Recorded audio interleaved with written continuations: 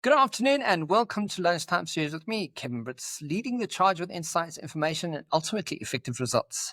If you haven't yet, please like and share and check it out on your favorite platform to keep our channel growing. Joining me in today's leadership and coaching segment, we're exploring the concept that's gaining traction across forward-thinking organizations, but might still sound brand new to many. We're talking about the role of Chief Consciousness Officer and why it might or may be the most important addition to the modern C-suite.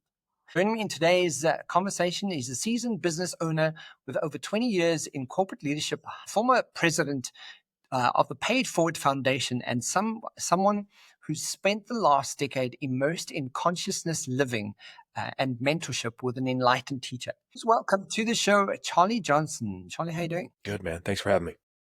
Yeah, thank you for being here. Charley, so give us a bit of background.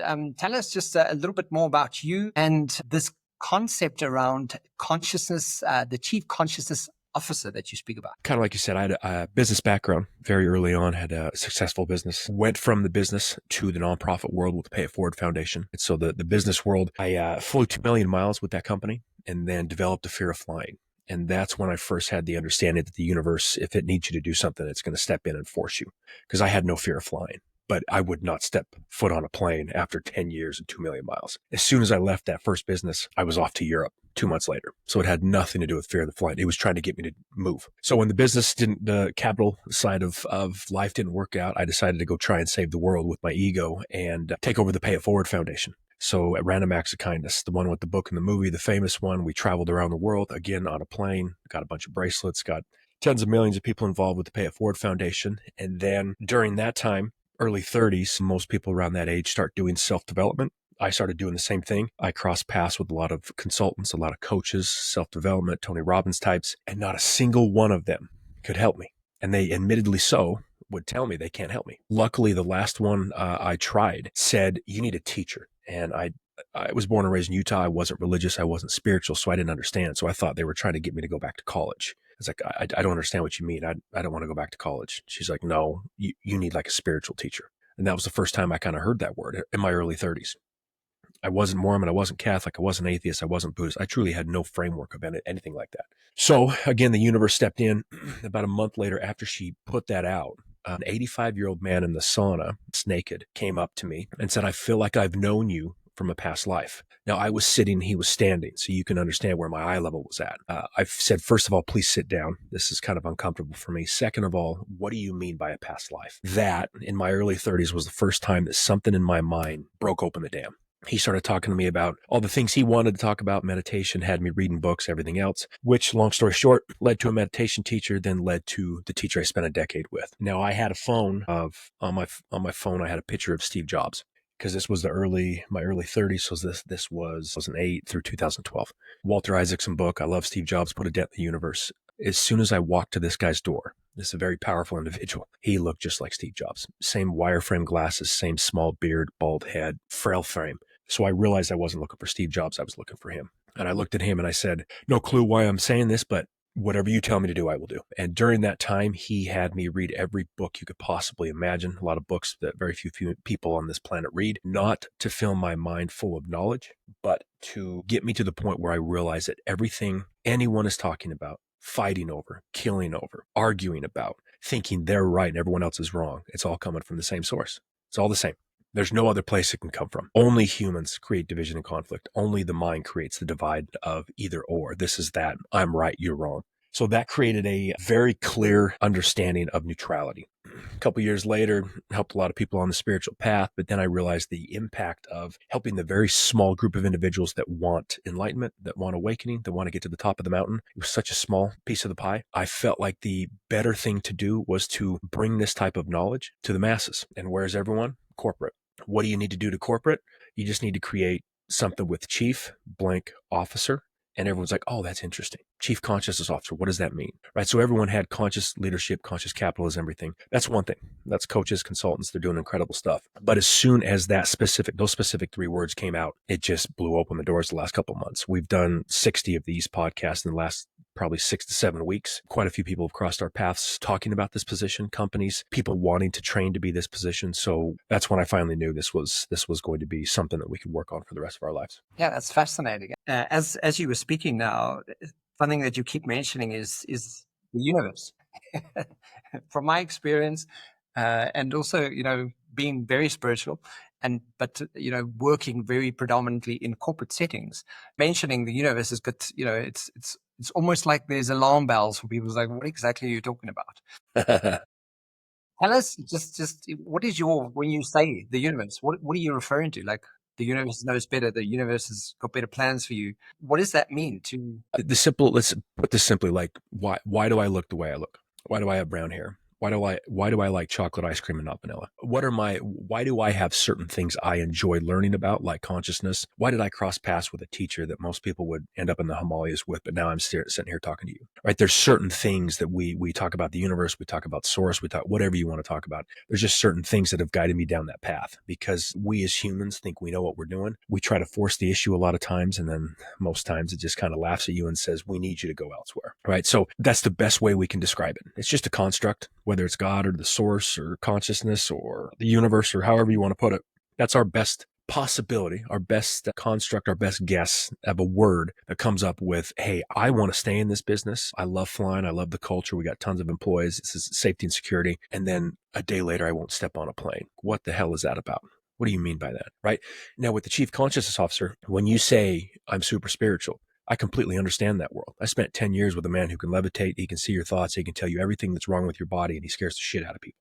So I understand that. I cross paths with the highest level of individuals on this planet. So you got religion, you got spirituality, you got Republican, you got Democrat, you got Catholic, you got atheist, you got heads and tails of the coin, right? The big thing with this position is it's not spiritual. It's bridging the two worlds. Because like you said, you say universe in the corporate setting, everyone's like, who the hell is this? Get him out of our office. But I will tell you, and I'm sure you can feel it, and I know 8 billion can feel it at their own level. Consciousness on this planet is shifting like never before, or you and I would not be having this conversation. Most of these podcasts that we've done, the hosts have admitted they would not have had me on earlier this year. We're just talking a couple months ago, but all of a sudden they've got this fascination of what does this mean? What can this position do? How can I become one? That shows you it's like an 11-year-old, right? I want to stay 11. After 365 days, the universe forces you to turn 12. That's all that's happening right now is consciousness is shifting. It's forcing people to say, what is the CCO about? Okay, spirituality, I'm religious. I don't really care for spirituality, but how do we integrate that into our business? Because everything we're doing is falling apart. Even the conscious leadership, the conscious capitalism, all of that stuff that we're bringing into our business for a 4-week program. Well, what about the other 11 months? We've never had more books on retention rate and burnout. They've never been worse. We got 10,000 books on happiness. We've never been so unhappy. We've never worked more on wellness programs within a corporation, within a corporate setting, within HR, trying to get the CEO to do things to create a happier culture. It's never been worse. So what are we missing, right? So they're at least, this is forcing everyone to start looking at that. They don't know what it is, but they start asking different questions. And then they're like, well, what's this position? It's kind of like technology 30 years ago. We knew technology was going to take over. Everyone within the C-suite knew they needed to go online. They needed a website. None of them could code. None of them could put up a URL. None of them could build a website. So they looked in the corner and said, those weird individuals over there gaming, we need to go hire them. We need a CTO. Now a CTO is like one of the first hires, even within a startup, a small business, medium, large. That is the center of humanity was technology. Technology is still there because of AI, which is speeding up division more than ever. But what is becoming the central focus of humanity? Consciousness. Everyone's talking about, whether from a scientific study, whether from what they're talking about in the news or on 60 Minutes, or just more and more people are talking about it, just like the 11-year-old turning 12. What is it? Why do we need it? Is it spiritual? Is it only when you start meditating? Is it for the people in the Himalayas? Is it for the yogis? No. Everyone watching this show is swimming in consciousness. It's everything physical and non-physical. Once we start to begin to understand that, more people will understand and know that they have access to this vast resource of consciousness. Perfect. What's beautiful about one of the things you also mentioned, and one of the things I noticed, is neutrality. You used the word neutrality. Mm-hmm. And I think right there is a good key to understanding how humans put together information built on whatever that system is, whatever you need to believe to make it true, or be the reality you're wanting to experience until we realize that you do have neutrality. You can have neutrality in how you decide what happens next. To your point about flying, one day you're fine and the next day you're not. Where is the neutrality of that conversation in your mind happening? And suddenly, when you see it from that perspective, something changes in how you experience it. Yeah, and that's a big key word here. That is something companies have never had. Now you have CEOs that say to each their own. You have HR that legally have to be neutral. But if you're in a company long enough, you know where they stand. You know where they stand religiously, politically. You know what their opinions are. You know that they don't like Ed because Ed likes this person and Susie doesn't like. There's all we've known is division and conflict. It's never been worse. Since the beginning of time with humanity, we out of just trying to understand our mind and fear, just natural fear, we need a side. We need a group. We need to know who's for us and we need to know who's against us. That's just natural. That's not even a discussion. That's just the way it is. So when we talk about neutrality, people just don't know how to conditioning, bias, what our teachers taught us, what our family taught us, what our parents taught us, the people who love us, all of that. My God's better than your God. Our religion, our politics, our political side is the one saving the world. You're ruining it. My question always is, what's better, heads or tails? Most logical people would say, well, they're the same. Yeah, no shit. No shit. So if it's all the same and we keep creating division and conflict and we want to leave the world better, both sides always tell me, I want to leave the world better for our kids, for the next generation. We want to leave. We care. Okay.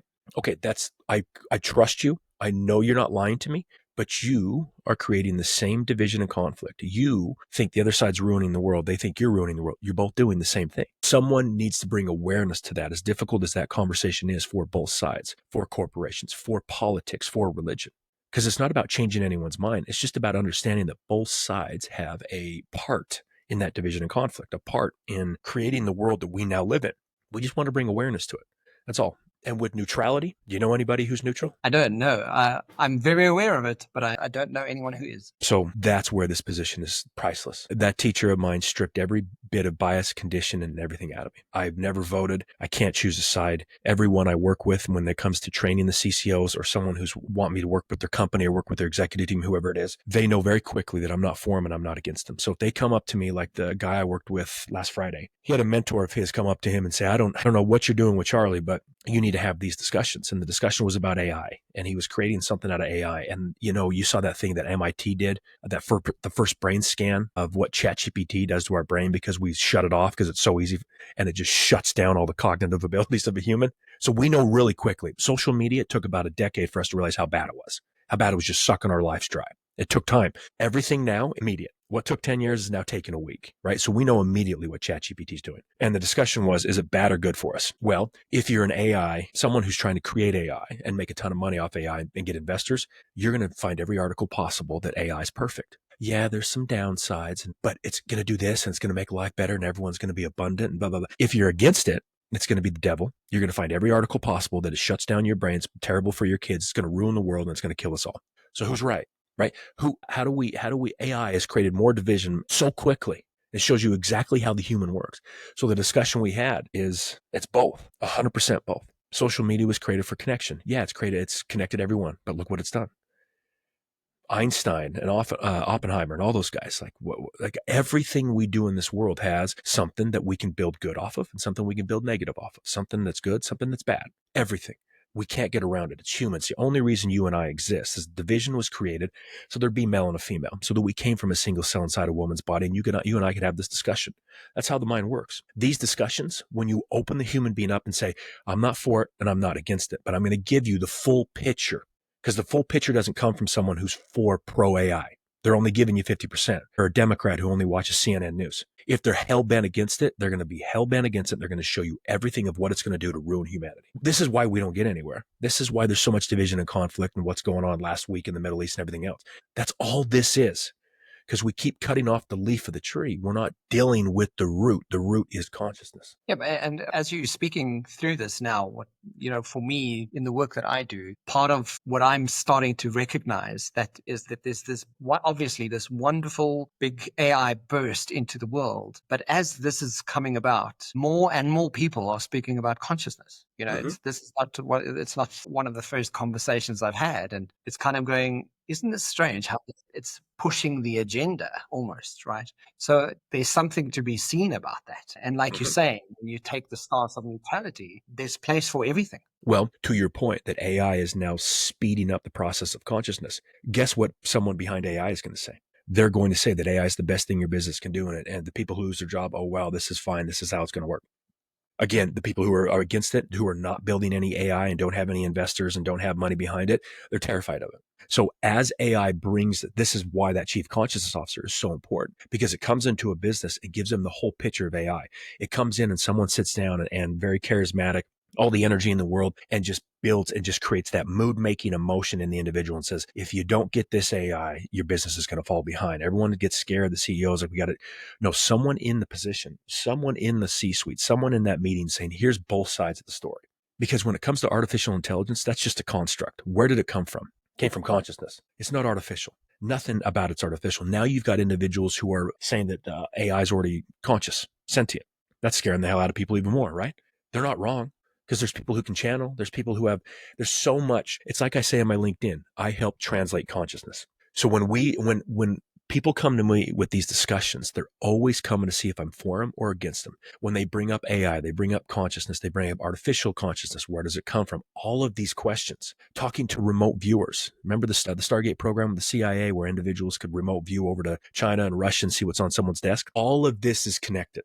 The simplicity of being a customer service agent, the simplicity of being middle management, the simplicity of the culture of a business falling apart, remote viewing, consciousness, artificial intelligence, the wars, the economy, it's all consciousness. Everything physical and non-physical is consciousness. Wouldn't a company of any size, of all sizes around the world, want someone on staff who understands this like no other employee inside the company can?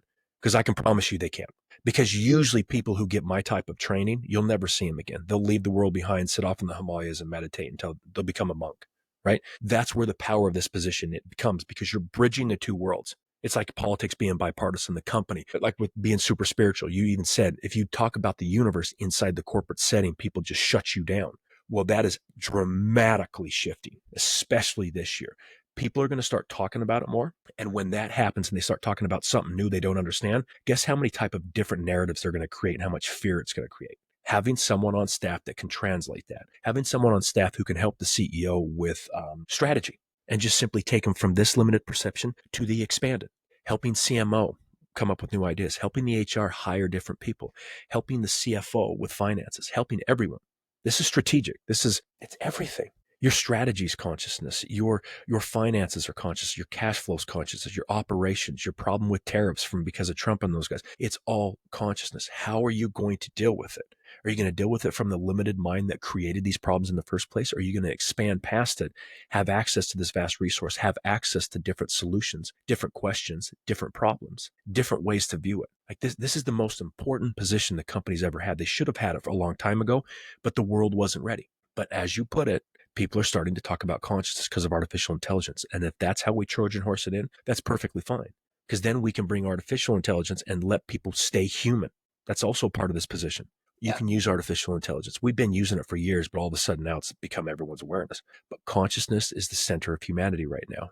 You're going to want someone on staff that understands that. So just translating consciousness, you use that term. And if we look at how the CEO supports both people and performance in an organization, what kind of tangible impact can this role have on a culture, engagement, even the bottom line? How does that? Easy. A division and conflict are created continuously just because of the way humans are dealing with the world right now. So the clarity of the employee is skyrocketing. So when an executive or their boss comes in and says, we really appreciate what you do, the employee knows they're full of shit.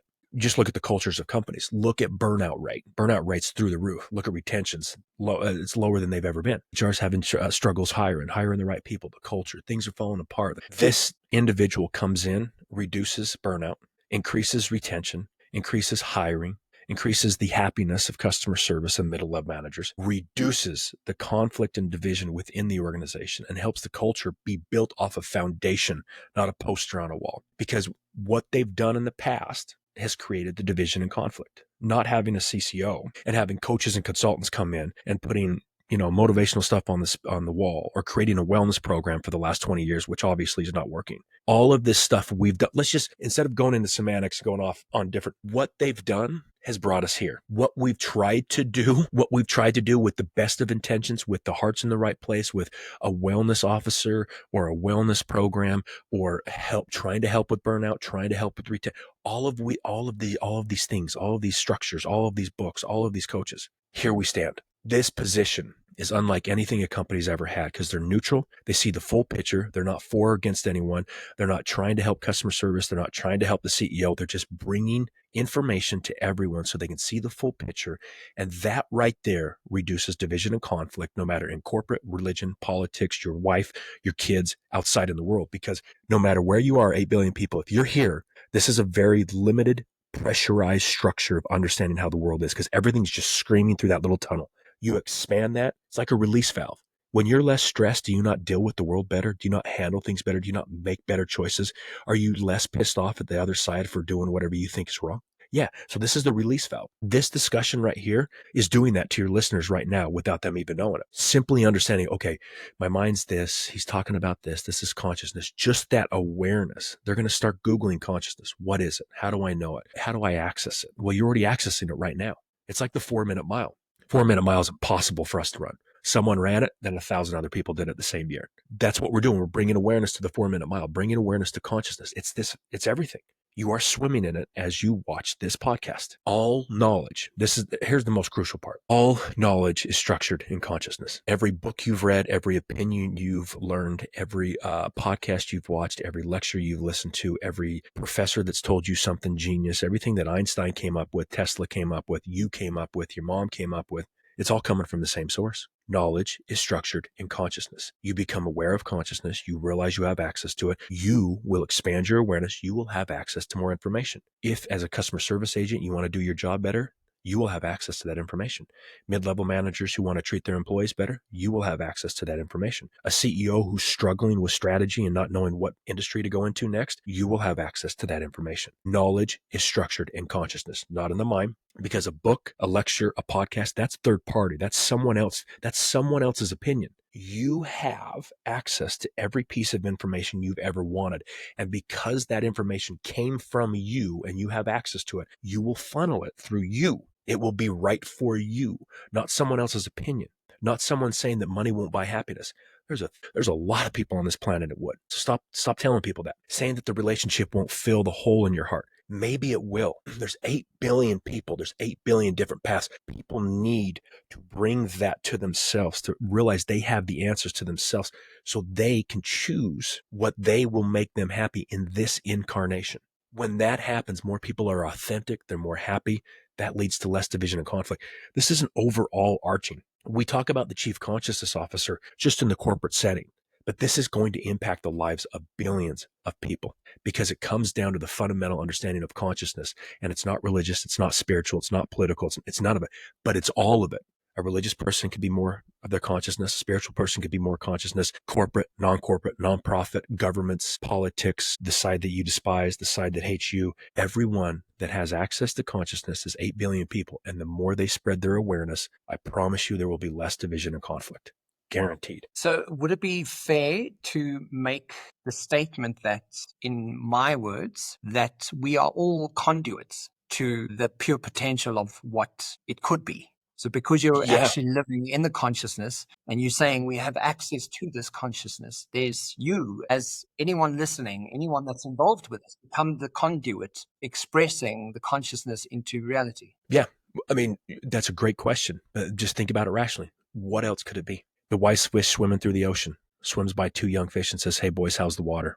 The 2 fish look at each other and say, "What's water?" That's consciousness. We are swimming in it. That single cell inside a woman's body that you came from, that's consciousness. Your thoughts, consciousness. Everything that you and I are looking at right now on this podcast, everything physical and non-physical is consciousness. Now, there's a difference between consciousness and conscious. Like conscious leadership, everyone's like, we want to be more conscious. That's fine. Conscious is a verb. I see you. I hear you. I smell you. I touch you. I taste you. Conscious. If I get hit in the head, I'm unconscious, right? That's just the senses. We are conscious. We are participating. Where we get lost is realizing that those senses are funneled through a divided mind that was created conditioning by the people who love us, by the religion we are around, by the God we believe in, by the politics all of that division, right? That's a verb. Consciousness is a noun. Everything physical in this universe is consciousness. So there's just a slight little shift right there. So all of this stuff, the door behind you, the books behind you, you, me, everything physical, it's all consciousness. All the knowledge in those books that you read that you thought you learned from a third party, you already knew that. Someone just reminded you of what you knew. Just like when I met my teacher and he was telling me all that high level stuff, and all of a sudden when it clicked, I was like, why would I know that? I've never learned it. No one ever taught it to me. I wasn't spiritual. I wasn't religious, but he's saying things that are absolutely at the highest level. And I'm like, oh, that makes sense. Really? Everything is consciousness. You, every person watching this show, every level of the company has access to this vast resource. That's where the big position comes in, because it's a full-time position that works with the entire company, not just the 10 executives who do a 4-week retreat or a 4-week program and then don't have the ability to leak it down to the other 90% of the company the other 11 months of the year. So consciousness is everything. And that's as more people wake up, that's going to be the center focus. That's why this position is getting so much attention. That's why we're doing so many podcasts. That's people. It has nothing to do with me. It's that people are waking up like, oh, we're headed in the right direction. Perfect. So when it comes to reframing, and many people who might hear this might say that this sounds too soft or too hard to measure. What do you say to people who are skeptical about this conversation? What I would say to that is, how do things look right now? How's your culture? How do you measure the happiness of an employee? How do you measure the division and conflict within an organization? How do you measure burnout rate and retention rate, right? Those are what we think are easy ways to understand where everyone's at. Well, if those are easy ROIs, if those are easy measurements for a company, and they're so shitty right now, wouldn't you want to change it up? Wouldn't you? You've done everything else. Everything. If you think the next expert, the next book, the next system, the next 4-week program for executive training, they're all coming from the same source of the stuff you've done for the past 20 years, and look where you're at. If you think that same type of thinking, those same type of individuals, that same type of intelligence, the same mind that creates a problem can't solve the problem, Einstein. If you think that's going to make things better, then that's part of the issue as well. You need something different. You need someone who understands both sides of the argument. You need someone who's neutral. You need someone who can give you and everyone in the company the full picture so you guys can have access to more questions, to better solutions, to better answers. The hardness of measuring this, I don't think that's the right question in a sense, because that's what we've been asking ourselves ever since business started. What's the ROI? How do we measure it? Cool. How are we looking? How do we look? How do these businesses look based off of what's the ROI? How do we measure this? And if you can't measure it, it's not real. Well, how well is that doing for us in such a divided and conflicted world inside of corporate America and inside of businesses, right? If we ask the same question at the same level of the mind of how do I measure the chief consciousness officer's impact, then you're going to look at that and say, we're just going to stay with what we've done, which is not working, but we don't know anything else. And we're just going to keep getting the same results. That's fine. This position is going to revolutionize business. I will guarantee it. In terms of integration and action, what are some of the practical ways leaders can begin bringing more consciousness and intentionality into their business today, even if they don't have a COO as part of their team or CCO? If they simply want to start doing it themselves, start looking into consciousness. Google it. Find out what you think it is. Take these analogies, the fish swimming in water. Read different books on consciousness. Look at all the consciousness technologies that are coming about with artificial intelligence, just to get a better understanding of what that thing is, so you can start to understand that everything you've been working with, your thoughts, your mind, that's just the middleman. There's a source that's all coming from, and you have access to the source, the consciousness. So if they don't feel comfortable hiring a CCO, then the only thing I can tell them is, because there's been conscious leadership and conscious management with all the coaches and consultants. They're incredible people. They have great expertise. What they're teaching is not wrong, but that's one thing. Look into consciousness. Find out the difference of, like what I was saying, the difference between the noun and the verb, how we talked about the fish analogy, how it's neutral, how it sees both sides, not leading from the heart, not being more conscious, and it just keep doing all of that stuff. But everything that we're dealing with right now, everything that we're being taught, we just need to go to the source, not a third party, not another coach or consultant, not another book, not another expert, because we've had those forever. We've had those and they're great, but just start to ask, where is it all coming from? It's all coming from consciousness. What is it? Google it, look it up, read a book about it.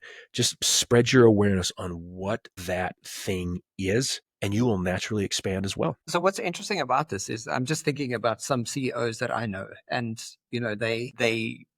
their own limiting beliefs, their own biases, their own um, degree that they may have in something limits them to what they currently experience as their given reality. Right? Yes. It simply doesn't. I mean, you can have 10 degrees, you can have whatever education, according to the constructs that the world abides by. That in itself is still quite limiting, because you simply don't know that you don't know that you might know something. The intelligence of the world brought us here. The more degrees you have, the more limited your perception. I know everyone's knowledge is power, 180 IQ coming out of Harvard. Everyone thinks that's more clarity, that's higher consciousness. Nothing could be further from the truth. Nothing. NASA did a study, followed 2,000 kids. At the ages of 4 and 5, 98% of those kids were considered genius. By the time those kids were adults, it was less than 2%. If you don't think that impacts all 8 billion people, you're out of your mind. If you don't think that impacts the people coming out of Princeton, Yale, Harvard, Oxford, and all that, if you don't think that the consciousness that we have access to, that we're born into, that no one's told us it's right or wrong, and we just keep using it like a kid does, and the creativity and who we are, and then we put the Industrial Revolution, society and education and colleges and everything into our mind, and it just shrinks down to 2% being genius rather than 98%. That impacts all of us, including the super intelligent people that think they're right and everyone doesn't know what they're talking about. But that's those people that think they're right. Look at the world. Look at the world. So you can have all the degrees, but most intelligent people are blinded by that intelligence because it's such a narrow scope of understanding of whatever specific thing they want to do, which the world needs. We need doctors. We need this. We need super intelligent. We need people to do AI. We need people to be really good at structure. We need people to be good at a CFO. We need all of that, but we need to bring in consciousness into every one of those positions. And that's what the CCO does. It takes everyone's expertise and expands it. It's not a threat. It doesn't stop it. It doesn't take over any positions. It doesn't control anything. It becomes a secret weapon for every C-suite and every employee within the company. So I'm just, off the cuff thinking now as you speak through this. So even if people don't see your perspective or don't buy into, having a chief consciousness officer, that almost becomes, according to what you're saying, it almost becomes irrelevant and redundant, because this isn't, it's not, we know that consciousness exists. It's a case of going, are you aware that you're not aware of being aware of something that you're not aware of? Whether you like it or not, this is what it is. Yep. There you go. Fascinating. That's a t-shirt. Yeah. On my own journey, you've shared some of that insight, but what personal practices and philosophies have you shaped how you lead and how you encourage others to start cultivating that kind of awareness? Back in the day, the typical stuff, the spirituality, the meditation, reading different books, being open to being wrong, wanting to learn a bunch of different techniques, different ideas, different ways of thinking. That was just my thing. For most, I would say some type of meditation, mindfulness is always great for individuals, which a lot of people are doing right now, right? Just to kind of clear their mind and kind of open up space for seeing that there is more than their own opinions, their own ideals, their own beliefs. But the spiritual movement for quite a few people has actually caused some, a lot of distractions and a lot of confusions for people, because there's a million different people saying a million different things, just like everything else in this world. So they don't know which direction to go, right? Simple techniques are just, you have to look into consciousness. That's all I've got. If you talked to me about 5 years ago, I would have been hell bent on saying that everyone needs to meditate, but we evolved past that, right? It's not about meditation or mindfulness. We've put that into businesses the last 20 years, and we still sit here. We need people to start to pay attention to the source of what it is, consciousness. Well, that's all I can ask for in this interview. Google it, look it up, start to understand what it is, realize that whatever you choose to want in this existence, you have access to it. You have access to it. And you can see that we didn't have a spiritual conversation. We didn't talk about meditation. We didn't talk about manifestation. We didn't talk about any of those constructs that were created by the heads and tails of the coin of the religious and the spiritual movement. No, get rid of the constructs. Just start to understand what consciousness is. So the techniques of that, read about it, Google it, have conversations about it. That's all we need. Truly, the world, there's nothing new under the sun. We have everything we need. We've never had more books, never had more access to information. Yeah. So, the last question I have for you, Charley, is that, looking ahead, how do you see the role of the CCO evolving? What is the vision that you have for modern organizations and what they could look at its core? Well, they're going to stay basically the same, but they're going to have a CCO that expands awareness and consciousness of everyone within the company, and everyone's going to be better off for it. Full-time position. Every company has a CEO. Every company has a CTO. Every single company moving forward will have a CCO, and we're already working on training a bunch of them right now. So if you guys watch this, we'll help you. We'll train. We'll show you what this position is, specifically what it's not. Because again, this is not some tree hugging spiritual individual. You cannot come into an organization and say it's all love and everyone's going to meditate their problems away. We tried that. It doesn't work. You have to have both sides. So the vision, and it's going to happen very quickly, quicker than people think, because people can feel how time's speeding up. That's just a construct of humans, but things are dissolving. Every company's going to hire a CCO. There's quite a few people within the organization that already feel like they're a CCO. Good. Come with us. We'll help you train you. We'll help you understand your own bias and conditioning. We'll help you be more neutral. We'll give you a situational experience as to what to do if there's conflict or this person's doing this. How do you read both sides of the room? How do you show them the full picture? How do you stay neutral? Right? All of that stuff. Every position is going to have this position, or every company is going to hire for this position. And we've got the structure right now to train them. And then we're going to we're building a university program, because people are doing chief AI officer, a CMO program at Berkeley, a CEO program, an executive program. The CCO will be taught in universities worldwide. It'll be a part of their business program. It'll be a part of the MBA program, because everything's consciousness. They got CTO programs for technology the last 30, 40 years. So everything's consciousness. We need to have a university program. Until then, come to us. We'll get you trained up, because businesses are going to start hiring this very quickly. I love it. He's on a mission to help organizations shift from transactional to transformation by integrating consciousness into leadership, culture, and daily operations. Charley Johnson, thank you for joining us. Just for everyone out there listening, if we want to get hold of you, what's the quickest way? What's the best way for us to connect? LinkedIn, please. The conversation is live there every day. There's people talking about back and forth. We talk about what it is, what it's not. I'll give you my LinkedIn. That's the best. Fantastic. Charley, thank you for being here. Thank you for unpacking this with us. And thank you for the presence of what it brings to us, whoever's listening. I think it's a position that needs to be spoken about. Yeah. Thank you for allowing this conversation to be heard. Absolutely. Cheers for now. See you, man.